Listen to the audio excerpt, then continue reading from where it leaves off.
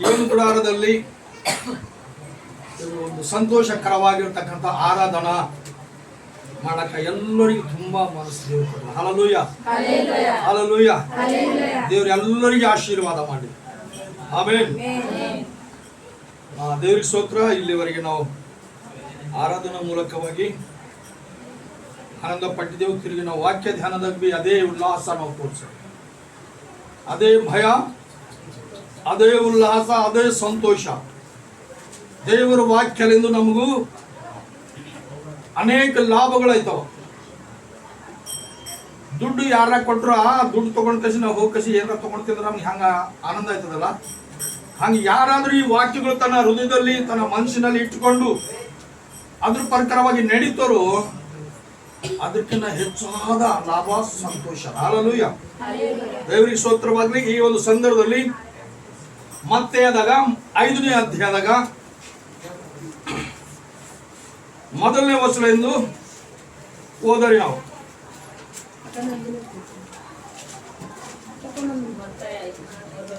ಹೋಗ್ರಿ. ಆತನು ಆ ಜನರ ಗುಂಪುಗಳನ್ನು ಕಂಡು ಬೆಟ್ಟವನ್ನೇರಿ ಕೂತುಕೊಂಡ ತರುವಾಯ ಆತನ ಶಿಷ್ಯರು ಆತನ ಬಳಿಗೆ ಬಂದರು. ಆತನು ಅವರಿಗೆ ಉಪದೇಶ ಮಾಡಿ ಹೇಳಿದೇನೆಂದರೆ, ಆತ್ಮದಲ್ಲಿ ಬಡವರಾಗಿರುವರು ಧನ್ಯರು, ಪರಲೋಕ ರಾಜ್ಯವು ಅವರದು. ಹಲ್ಲೆಲೂಯಾ.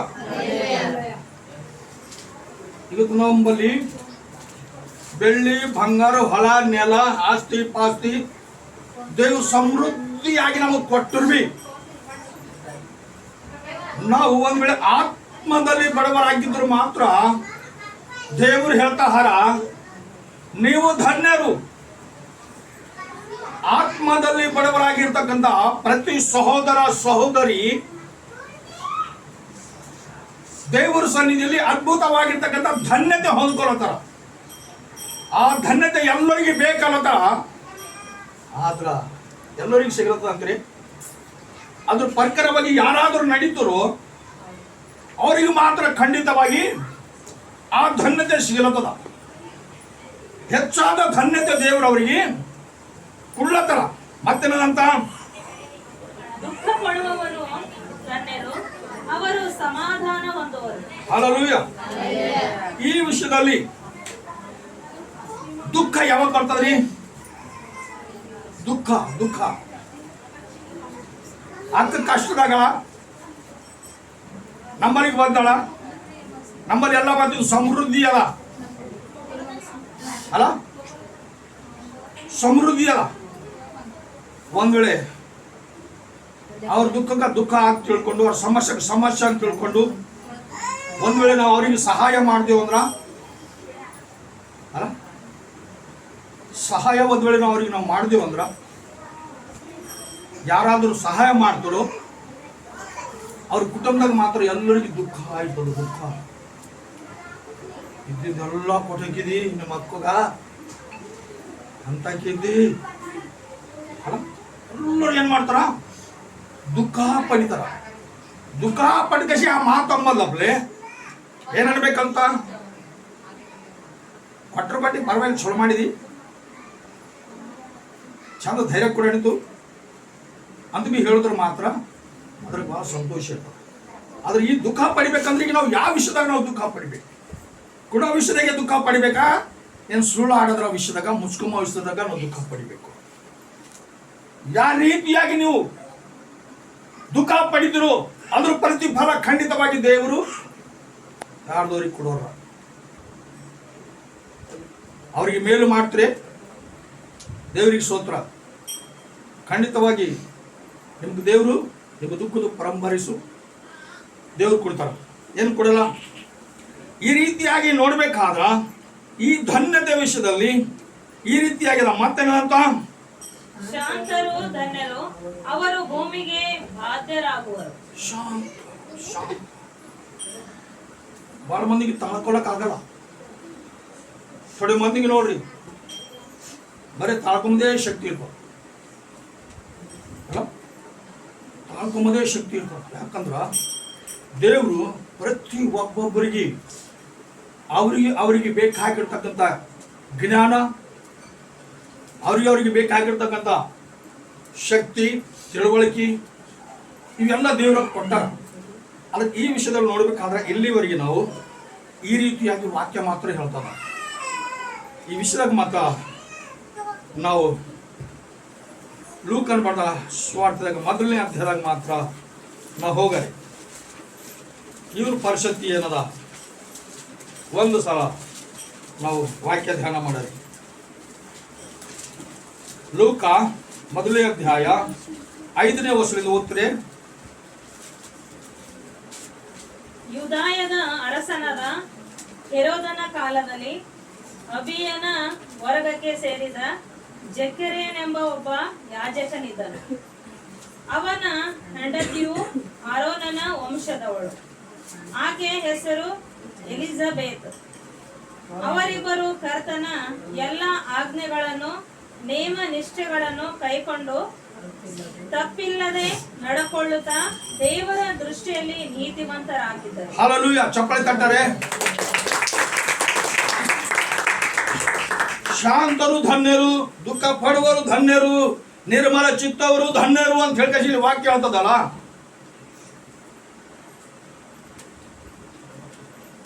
ದೇವರ ಸನ್ನಿಧಾನದಲ್ಲಿ ಅರುಣನ ವಂಶದಲ್ಲಿ ಇರ್ತಕ್ಕಂಥ ಎಲಿಷಬೇತು, ಅರುಣ್ ಯಾವ ರೀತಿಯ ಭಯಭಕ್ತಿಯಲ್ಲಿ ಇದ್ದನೋ ಆ ಭಯಭಕ್ತಿ ಯಾರ ಬಲ್ಲದ. ಇವತ್ತು ದೇವರಿಗೆ ಘನ ಪಡಿಸ್ಬೇಕಾದ್ರೆ, ದೇವರಿಗೆ ಮಹಿಮೆ ಪಡಿಸ್ಬೇಕಾದ್ರೆ ನಾವು ಎಲ್ಲಕ್ಕ ಮೊದಲು ನಾವು ದೇವರಿಗೆ ಅಧೀನವಾಗಿರ್ಬೇಕು. ಆಮೇಲೆ ತನ್ನ ಕುಟುಂಬದವರಿಗೆ ಅಧೀನವಾಗಿರ್ಬೇಕು. ಆಮೇಲೆ ಭಯ ಭಕ್ತಿಗೆ ಅಧೀನವಾಗಿರ್ಬೇಕು. ಆ ರೀತಿಯಾಗಿದ್ರು ಮಾತ್ರ ಸರಿ ಇರ್ತದೆ, ಏನಿಲ್ಲ. ಕರೆಕ್ಟ್. ಇವರು ದೇವರ ಸನ್ನಿಧಾನದಲ್ಲಿ ಯಾವುದೂ ತಪ್ಪಿಲ್ಲದವರಾಗಿ ಭಯ ಭಕ್ತಿಯಿಂದ ನಡ್ಕೊಂಡು ಹೋಗ್ತಕ್ಕಂಥ ಈ ಜನರಿಗೆ ಕೆಲವು ಸಮಸ್ಯೆಗಳು ಬಂದವು, ಕೆಲವು ಶೋಧನೆಗಳು ಬಂದವು, ಕೆಲವು ಅವಮಾನಗಳು ಬಂದವು. ಕರೆಕ್ಟ್. ನೀವು ನಾವು ಒಂದ್ ವೇಳೆ ದೇವರಿಗೆ ತಿರಸ್ಕಾರ ಮಾಡಿದ್ರು ಮಾಡಬಹುದು. ಈ ದಿನಾಯ್ತು ಪ್ರಾರ್ಥನೆ ಮಾಡುತ್ತಿದ್ದೆವು, ಈ ದಿನಾಯ್ತು ನಾವು ಚರ್ಚೆಗೆ ನಡೆದೆವು, ಈ ದಿನಾಯ್ತು ನಾವು ಕಾಣಿಕೆ ಕೊಳ್ಳುತ್ತಿದ್ದೆವು, ಏನು ಲಾಭ ಇಲ್ಲ. ಮಾಡಲು ಹೋದ್ರೆ ಚಲೋ ಅಂಬ ವಿಚಾರದಾಗ ಬಹಳ ಮಂದಿ ಬರ್ತಾರೆ. ಏನು ಬರಲ್ಲ. ದೇವರ ಸನ್ನಿಧಿಯಲ್ಲಿ ಪರಿಪೂರ್ಣವಾದ ಭಕ್ತಿ ದೇವರು ನೋಡಿದ್ರೆ ಅದ್ಭುತ ಕಾರ್ಯಗಳು ಜರುಗಿಸ್ತಾರೆ. ಎಲ್ಲೋ ಹೋದ್ರ ಕಾರ್ಯಗಳು ಜರುಗಲಕ್ಕ ಸಾಧ್ಯ ಇಲ್ಲ. ಏನ್ ಸಾಧ್ಯದ ಏನದಂತ. ಆದರೆ ಎಲಿಜಬೆತಳು ಬಂಜವಾಗಿದ್ದರಿಂದ ಅವರಿಗೆ ಮಕ್ಕಳಿರಲಿಲ್ಲ. ಇದಲ್ಲದೆ ಅವರಿಬ್ಬರು ದಿನ ಹೊಂದಿದವರಾಗಿದ್ದರು. ಹೀಗಿರಲಾಗಿ ಜಕರೀಯನ ವರ್ಗದ ಸರತಿ ಬಂದಾಗ ಅವನು ದೇವರ ಸನ್ನಿಧಿಯಲ್ಲಿ ಯಾಜಕ ಧರ್ಮವನ್ನು ನಡೆಸುತ್ತಿರಲು ದೇವಾಲಯದೊಳಕ್ಕೆ ಹೋಗಿ ಧೂಪವನ್ನು ಅರ್ಪಿಸುವುದು ಯಾಜಕರ ಮರ್ಯಾದೆಯ ಪ್ರಕಾರ ಅವನ ಪಾಲಿಗೆ ಬಂತು. ಧೂಪವನ್ನು ಅರ್ಪಿಸುವ ಹೊತ್ತಿನಲ್ಲಿ ಜನರ ಗುಂಪೆಲ್ಲ ಹೊರಗೆ ನಿಂತು ದೇವರನ್ನು ಪ್ರಾರ್ಥಿಸುತ್ತಿರಲಾಗಿ ಕರ್ತನ ದೂತನು ಧೂಪ ಪೀಠದ ಬಲಗಡೆಯಲ್ಲಿ ನಿಂತುಕೊಂಡವನಾಗಿ ಅವನಿಗೆ ಕಾಣಿಸಿಕೊಂಡನು. ಹಲ್ಲೆಲೂಯಾ. ಇವ್ರು ಮಾಡ್ತಕ್ಕಂಥ ಎಲ್ಲ ಕ್ರಿಯೆಗಳು ಕರೆಕ್ಟ್ ಅವ. ಅವ್ರ ಭಯ ಭಕ್ತಿ, ಅವ್ರ ವಿಶ್ವಾಸ ಎಲ್ಲ ಕರೆಕ್ಟ್ ಅದ. ಧೂಪ ಹಾಕೋದಕ್ಕೋಸ್ಕರ ಬಗ್ಗೆ ಏನಂತಂದ್ರ ಅವರಿಗೆ ಬಂದ. ಇವತ್ತು ಬಹಳ ಮಂದಿ ಚರ್ಚ್ಗಳಿಗೆ ಏನಂದ್ರೆ ವಾರಕ್ಕೊಂದ್ಸಲ ಏನಂದ್ರೆ ಚರ್ಚ್ ಹುಡುಗದು, ತೊಳೆಯೋದು, ಅಳು ಒಯ್ಯೋದು ಇವೆಲ್ಲ ಮಾಡೋದಿರ್ತಾವ. ಯಾಕಂದ್ರೆ ಅದು ಒಂದು ರೂಲ್ಸ್ ಅದ. ಹಂಗ ಅದು ಎಲ್ಲ ಮಾಡಿದ್ರೆ ಯಾರಿಗೆ ಬಂದದ? ಜಕರೀಯಗ ಎಲಿಷಬೇತಗೆ ಬಂದ. ಅಲ್ಲಿ ಧೂಪ ಹಾಕೋದಕ್ಕೋಸ್ಕರ ಹೋಗಿ ಈಗ ಎಲ್ಲರೂ ಹೊರಗೆ ನಿಂತು ಕಸಿ ದೇವರಿಗೆ ಪ್ರಾರ್ಥನೆ ಮಾಡಿದ್ರು. ಧೂಪ ಹಾಕುವಾಗ ಇವರೆಲ್ಲರ ಪಾಪಗಳು ಕ್ಷಮಿಸಲ್ಪಡ್ಬೇಕು. ಇವರಿಗೆ ಬೇಕಾಗಿರುವ ಆರೋಗ್ಯ ಭಾಗ್ಯಗಳು ದೇವರು ಒದಗಿಸಬೇಕು. ಪ್ರತಿಯೊಂದು ಕುಟುಂಬದಲ್ಲಿ ಸಮಾಧಾನ ಉಂಟು ಮಾಡ್ಬೇಕಂತೇಳಿ ಇವ್ರೇನು ಮಾಡ್ತಾರ? ನಮ್ಮ ಧೂಪಗಳು ಅಂಗೀಕರಿಸುತ್ತೇವಾ, ನಮಗೆ ಸಹಾಯ ಮಾಡಿ ಪ್ರಭಾ ಅಂತ ಹೇಳಿ ಎಲ್ಲರೂ ಹೊರಗೆ ಹೋಗಿ ದೇವರಿಗೆ ಪ್ರಾರ್ಥನೆ ಮಾಡಿದ್ರೆ ಕರೆಕ್ಟ್ಗೆ. ಇಲ್ಲಿ ದೇವದೂತರ ಸಂಗತಿ ಏನಂತಂದ್ರೆ ಇಲ್ಲಿ ಇವ್ರ ಮಾತುಕತೆ ನಡೆದವ. ಏನು ಮಾತುಕತೆ ನಡೆದವ? ಜಕರ್ಯ ನೀ ಭಯ ಪಡಬೇಡ, ಎದ್ರ ಕಡೆ ಭಯ ಪಡಿಬೇಡ. ಸಣ್ಣ ವಯಸ್ಸಿಂದ ಅವ್ರು ಭಯ ಭಕ್ತಿದಾಗರ. ಸಂಡೇ ಸ್ಕೂಲ್ ಮೊದಲುಗೊಂಡು ಅವರು ಭಯ ಭಕ್ತಿದಾಗರ. ಭಯ ಭಕ್ತಿಲಿಂದ ನೀತಿಲು ನಡೀತಕ್ಕಂಥ ಒಂದು ಸಂದರ್ಭದಲ್ಲಿ ನಿಜವಾಗ್ಲೂ ಜಕರ್ಯ ಅಂತಂದ್ರೆ ಒಳ್ಳೆ ವ್ಯಕ್ತಿ ಹಣ ಅಂತ ತೆಗೆಸಿದ್ರ ಎಲಿಸಬೇತ್ ಅವಳ ತಾಯಿ ತಂದೆ ಅವರು ಅವ್ರ ನೆಂಟರು ಬಿ ಇಷ್ಟಪಟ್ಟ ಕಸಿ ಏನು ಮಾಡ್ಯಾರ, ಮದುವೆ ಮಾಡ್ಯಾರ. ಅವರಿಬ್ಬರು ದಿನ ಹೋದವರಾಗಿ ಜೀವಿಸ್ತಕ್ಕಂಥ ಸಂದರ್ಭದಲ್ಲಿ ಹಬ್ಬ ಯಾವತ್ತಿಗೂ ಏನು ಬಿ ಅಂದ್ಕೊಂಡಿಲ್ಲ, ಏನು ಅನ್ಕೊಂಬಲ್ಲಪ್ಲೆ, ಬಡ್ಡಿ ಕಿಚ್ಚು ಪಡೆಯಲಪ್ಲೆ, ಮೊಂಡುತನ ಮೂರ್ಖತನ ತೋರ್ಸಲ್ಲಪ್ಲೆ. ಇಬ್ಬರು ಹ್ಯಾಂಗಾರಂತ ಐಕ್ಯತಿಲ್ಲ. ಅವಾಗ ದೇವದೂತೆ ಬಂಕಸಿ ಹೇಳ್ತಾರ, ಜಕರ್ಯ ಭಯ ಪಡಿದ್ರು ಅಂದ್ರ ಅವ್ರಿಗೊಂದು ಭಯ ಅದ. ನಾವು ಯಾಜಕರು ಇದ್ರು ಬಿ, ನಾವು ಇಂಥ ಸೇವೆ ಮಾಡಿದ್ರು ಬಿ, ನಾವು ಇಲ್ಲಿ ಭಯ ಭಕ್ತಿಯಲ್ಲಿ ನಡೆದ್ರು ಬಿ, ನಾವು ಅನೇಕ ಜನರಿಗೆ ಪ್ರಾರ್ಥನೆ ಮಾಡಿದ್ರು ಬಿ, ಎಲ್ಲರಿಗೂ ದೇವ್ರ ಕಾರ್ಯ ಮಾಡ್ತಾರ, ನಮಗೆ ಯಾಕೆ ಮಾಡಲು ಹೊಂಟರ ಅಂತ ಕಿಸಿದ್ರು ಒಂದು ಭಯ ಇದ್ದಿರ್ಬೋದು. ನಮ್ಮ ಅವಮಾನಗಳು ಯಾಕೆ ಹೋಗಲು ಹೊಂಟವ ಅಂತ ಕಿಸಿ ಅವ್ರಿಗೆ ಒಂದು ಭಯ ಇದ್ದಿರ್ಬೋದು, ಚಿಂತೆ ಹೆಚ್ಚಾಗಿರ್ಬೋದು. ಈ ಮುಪ್ಪಿನ ಕಾಲದಲ್ಲಿ ನಮ್ಗೆ ಯಾರು ಕೈ ಹಿಡಿಯೋರು ಇಲ್ಲಲ್ಲ ದೇವ್ರೆ, ನಮ್ಗೆ ಯಾರು ನೋಡ್ತಾರ ಅಮ್ಮ ಭಯ ಅವ್ರಿಗೆ ಇಬ್ಬರಿಗೆ ಇದ್ದಿರ್ಬೋದು. ಈ ಲೋಕದಾಗ ಜನರಿಗೆ ಯಾರಿಗೆ ಗೊತ್ತಾಗಿಲ್ಲ, ಪರಲೋಕದಲ್ಲಿ ಇರ್ತಕ್ಕಂಥ ದೇವರಿಗೆ ಗೊತ್ತಾಗಿಲ್ಲ. ಇವರು ಬಹಳ ದುಃಖ ಪಡ್ಲತ್ತಾರ, ಇವರು ಬಹಳ ಭಯ ಪಡ್ಲತ್ತಾರ. ಒಂದ್ ವೇಳೆ ಚರ್ಚನಾಗಿರ್ತಕ್ಕಂಥ ವಿಶ್ವಾಸಿಗಳು ಎಲ್ಲರಿಗೂ ಸಹಾಯ ಮಾಡಿದ್ರು ಮಾಡ್ಬೋದು, ಕರೆಕ್ಟ್ ಅದು ದೇವರಿಗೆ ಇಷ್ಟ ಇಲ್ಲ. ಅದ್ರ ಕಡೆ ದೇವ್ರು ಏನ್ ಮಾಡ್ತಾರ, ಭಯ ಪಡಿಬೇಡ ಅಂತ ಹೇಳ್ತಾರ. ಭಯ ಪಡಿಬೇಡ ಅಂತ ಏನ್ ಹೇಳ್ತಾರ, ಎಲಿಸಬೇತು ನಿನಗೊಬ್ಬ ಮಗು ಕೊಡ್ತಾರ ಅಂತ ಅಂದ್ರೆ ಹೇಳ್ಯಾರ. ಮಗು ಕೊಡ್ತಾರ ಅಂದಾಗ ನಿಜವಾಗ್ಲು ನಾ ಹ್ಯಾಂಗ ನಂಬಲಿ ಹೇಳ್ತಾರ. ಇದೇ ತಪ್ಪು. ಇವತ್ತು ನಾವು ಪ್ರತಿಯೊಂದಕ್ಕೂ ನಾವು ಅಡ್ಡ ಮಾಡ್ತೇವೆ, ಪ್ರತಿಯೊಂದಕ್ಕೂ ನಾವು ಅಡ್ಡ ಮಾತಾಡ್ತೇವೆ. ಅದು ದೇವರಿಗೆ ಇಷ್ಟ ಇಲ್ಲ. ಮಾಡ್ತೇವೆ ಅಂದ್ರೆ ಹಾ ದೇವ್ರೇ ನೀವು ಮಾಡ್ತೀರಿ, ನಿಮ್ಗೆಲ್ಲ ಸಾಧ್ಯದ ಅಂತ ನಾವು ಒಪ್ಕೋಬೇಕು. ಕಡೆಗೆ ಬಹಳ ಮಂದಿ ಒಪ್ಕೊಂಬಲ್ಲ, ಹಂಗ ಸಾಧ್ಯ ಅಂತಾರ. ಸಾಧ್ಯ ನಿನಗ ಜಕರ್ಯ ಗಂಡು ಮಗು ಹುಟ್ಟ ತನಕ, ಪೂಜನ ಹೆಸರು ಇಕ್ಕ ತನಕ ನೀವು ಮೂಕ ಆಗಿರುವಂತ ಕಿಶನ್ ಏನ್ ಮಾಡ್ಯಾರಿ, ನಾಲಿಗೆ ಕೊಯ್ದಾಕ್ಯಾರ, ಏನ್ ಮಾಡ್ಯಾರ, ಬಾಯಿ ಮೇಲೆ ಹೊಡೆದಾರ, ಏನ್ ಮಾಡ್ಯಾರ, ಒಂದು ಮಾತು ಹೇಳ್ಯಾರ. ಏನ್ ಹೇಳ್ಯಾರ, ನೀನು ಮಗ ಹುಟ್ಟಸಲ ನೀನು ಮೂಕಾಗಿರು. ಯಾಕಂದ್ರ ಹೇಳಿದ ಮಾತಿಗೆ ನೀನು ನಂಬರ್ ಹೊಂಟಿದೆಯಲ್ಲ, ಅದ್ರ ಶಿಕ್ಷಾ ನಿನಗ. ಯಾವಾಗಾದ್ರೂ ನಿಜವಾಗ್ಲು ಗಂಡು ಮಗ ಹುಟ್ಟನು, ಆ ಗಂಡು ಮಗನಿಗೆ ತಗೊಂಡು ಎಲಿಶಾ ಅನ್ನತ್ತಳ, ಈ ದಿನದ ಮೇಲೆ ನೀನು ಒಳ್ಳೆ ಲಕ್ಷ್ಯ ಇಟ್ಟಿದ್ದ ದೇವ, ನನ್ನ ಅವಮಾನ ನನಗೆ ತೆಗೆದುಹಾಕಿದಿ, ನಿನಗೆ ಸ್ತೋತ್ರ ಅಂತ ಕೇಳಿದ್ರೆ ಎಷ್ಟು ಸಂತೋಷ ಪಡಿತಾಳ. ಆಕಿನ ಸಂತಿರ್ತಕ್ಕಂಥ ಅವ್ರ ಗೆಳೆಯರು ಎಲ್ಲರೂ ಹೆಚ್ಚಾದ ಸಂತೋಷ ಪಡ್ಲತ್ತಾರ. ಏನು ಪಡ್ಲತ್ತಿಲ್ಲ, ಯಾವಾಗಾದ್ರೂ ಹೆಸರಿಕ ಸಮಯ ಬಂತು, ತೊಟ್ಟಲಿಕ್ಕ ಸಮಯ ಬಂತು, ದೇವ್ರು ಅವಾಗೆ ಹೇಳ್ಯಾರ, ನಿನ್ನ ಮಗನ ಹೆಸರು ಯೋಹಾನ್ ಇಡು ಅಂತ ಹೇಳ್ಯಾರ. ಏನಿಲ್ಲ, ಯೋಹಾನ್ ಇಡು ಅಂದ್ರ ಕರೆಕ್ಟ್ ನಂಬರ್ ಅಂದಿನ ಕಡೆದು ಮೂಕಾಗಿರು ಅಂದ್ರ. ಒಂದ್ ವೇಳೆ ಮಾತು ಬಂದ್ರೆ ಯಾರಿಗಾರ ಹೇಳ್ತಿರೋ, ನನಗೆ ಹೆಂಗೆ ಹೇಳ್ಯಾರ ಹೆಸರು ಯವಾನಿಕ ಅಂತಾರ ಅಂತ ಒಂದ್ ವೇಳೆ ಹೇಳಿದ್ರ ಯಾರಿಗಾರ ಹೇಳ್ತೀವಿ. ಕರೆಕ್ಟ್ ಅವ್ರ ಮಾತು ಬಂದಾಗಿನ ಕಡೆದು ಯಾರಿಗೆ ಹೇಳ್ಕೊಂಡಿಲ್ಲ, ಸುಮ್ಮನೆ ಉಳ್ದಾರ. ಏನು ಗ್ಯಾರಂಟಿ ಅದ, ಮಗನೇ ಹುಡ್ತಾರ ನಮ್ಮದು, ಹೆಣ್ಮಗಳು ಹುಡ್ತಾರೆ ಯಾರು ಮಾಡಲಿ ಅಂದಿರ್ಬೋದು. ಯಾಕಂದ್ರೆ ಮನುಷ್ಯನೊಳಗೆ ಅನುಮಾನ ಹಂಗೆ ತಿರ್ತಾ ಇರ್ತವ ಅಲ್ಲ. ಆ ರೀತಿಯಾಗಿ ಹಾಗೆ ನಂಗೆ ಗಂಡು ಮಗ ಹುಟ್ಟಿನ ಮೇಲೆ ಹೆಸರು ಇರ್ತಕ್ಕಂಥ ಸಂದರ್ಭದಲ್ಲಿ ಏನು ಮಾಡ್ಯಾರಂತ್ರಿ, ತಾಯಿಗೆ ಹೋಗಿ ಖುಷಿ ತಾಯಿಗೆ ಹೋಗಿ ಕೇಳ್ಯಾರಂತ. ಆಕೆ ಹೇಳಲ್ಲ, ಎಲ್ಲಿ ಯೌವನಂತಿಕ್ರಿ ಅಂತಂದ್ರೆ ಈ ಹೆಸರು ಯಾರಿಗಿಲ್ಲ, ಫಲಾನೇ ಹೆಸರು ಕರಿ ಅಂತ ಹೇಳ್ತಾರಂತ.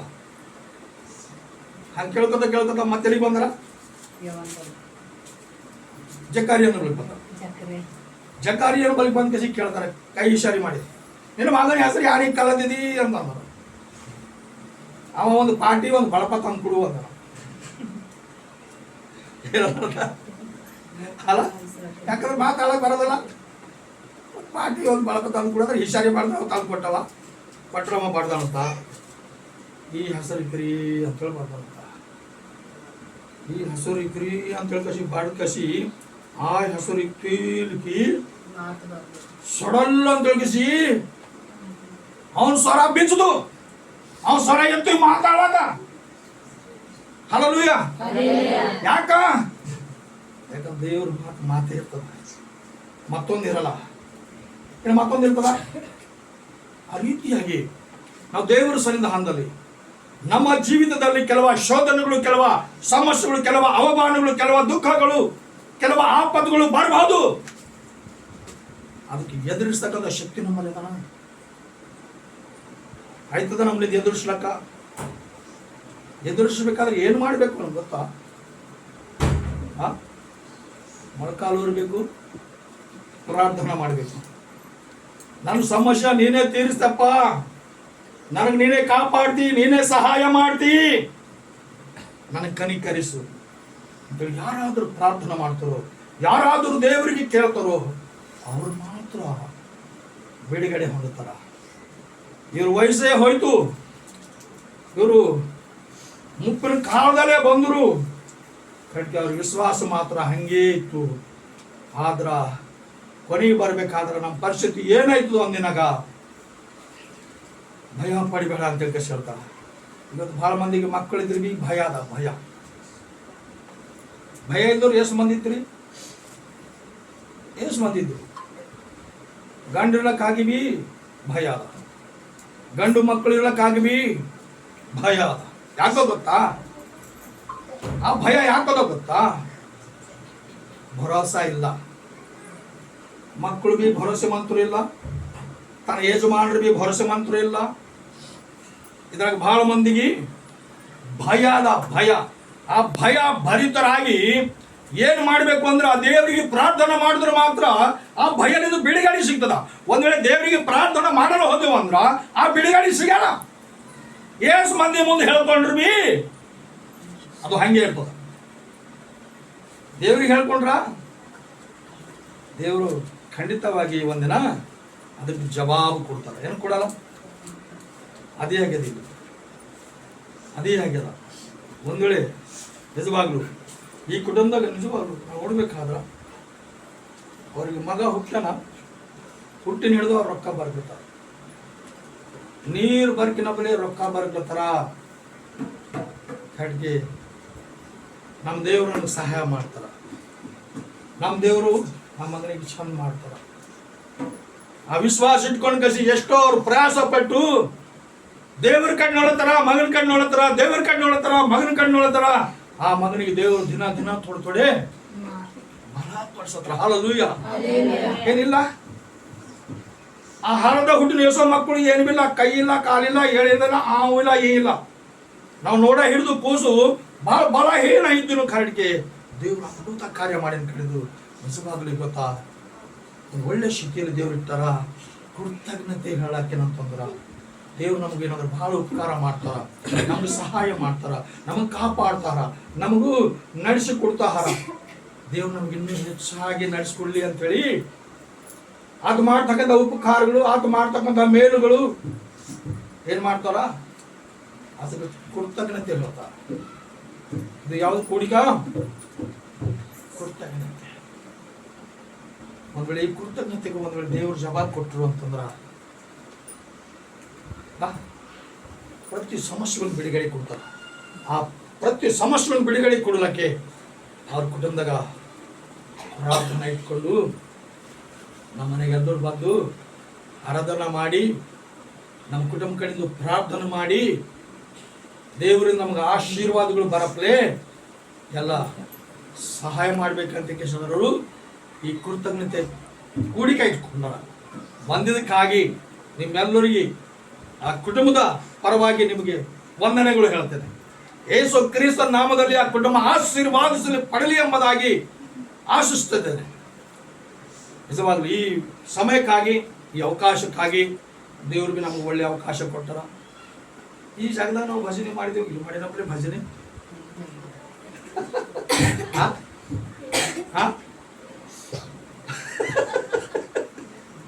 ಈ ಜಾಗದಾಗ ಮಾಡದಿದ್ದೇವೆ ಕರೆಕ್ಟ್ಗೆ, ಇವತ್ತು ಮಾಡಿದ್ದೆ ಬೇರೆನೇ ಅದ ಇದು ಅಂದ್ರ ದೇವರು ನಮ್ಮ ಮಧ್ಯದಾಗ ಹಲ್ಲೆಲೂಯಾ ಹಲ್ಲೆಲೂಯಾ. ಎಲ್ಲರಿಗೆ ದೇವ್ರು ಸಹಾಯ ಮಾಡ್ತಾರ.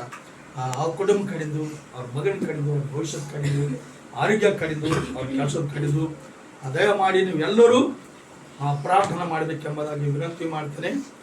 ಮತ್ತು ಒಂದು ರಾಗ ಹಾಡಿ ಕಾಣಿಕೆ ಸಮರ್ಪಣೆ ಮಾಡಿರಿ. ಆಯ್ತಾರದ ಪ್ರಾರ್ಥನಾ ಕೂಡಿಕಾದ ಕಾಣಿಕೆ ಸಮರ್ಪಣೆ ಮಾಡಿರಿ. ಯಾರ್ಯಾರು ತಂದಿರಿ ಅವ್ರು ಕಾಣಿಕೆ ಆಗ್ರಿ, ತರದವರು ದೇವರಿಗೆ ಸ್ತೋತ್ರ.